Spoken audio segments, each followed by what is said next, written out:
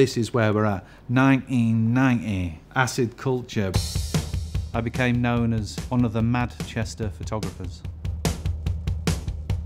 We had the Smiths split up in 1987.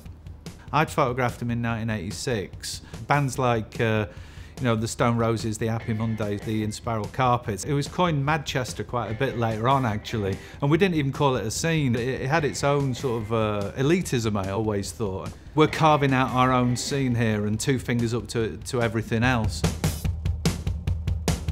We've got this Smiths culture, and then we're kind of going into sort of a more acid culture thing, where you've got the Lennon glasses, the psychedelia, but she's wearing straights here.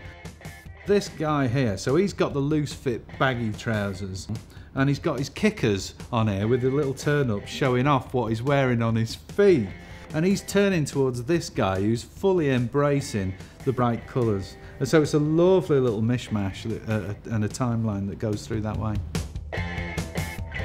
Hacienda was owned by New Order and the guys that owned Factory Records, really.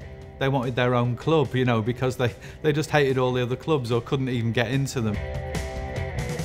This is E-Corner in the Hacienda, allegedly. I have to say allegedly, don't I? We can just about see Bez here, having a great time, and then just there's Sean gurning away. Some of the bands really started off what people were wearing, but they had to have some guts, really, to wear what they wore. For example, the Happy Mondays started wearing baggy trousers, but they started wearing the loose fit stuff because their manager at the time, Phil Sachs, owned a market. He had an absolute load of these trousers that nobody else could sell. I went along to see him about photographing the Happy Mondays before they were famous, and he's going, "You've got to buy these because these will be the next big thing." He was absolutely determined that they would be the next big thing, so he had the Mondays wearing them. Now that took some guts because really this anti-fashion, and they're trying to make fashion out of it.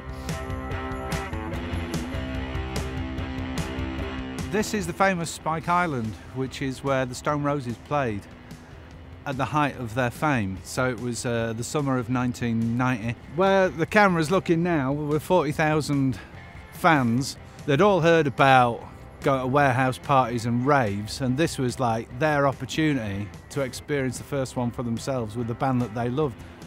Many of whom were young kids here for their first ever gig, all hemmed in, because that's the Mersey, which goes to Liverpool. To that side is a big canal. Some kids got a plastic bag, put a change of clothes into the plastic bag, and then waded across the canal when the security weren't watching them and got in for free.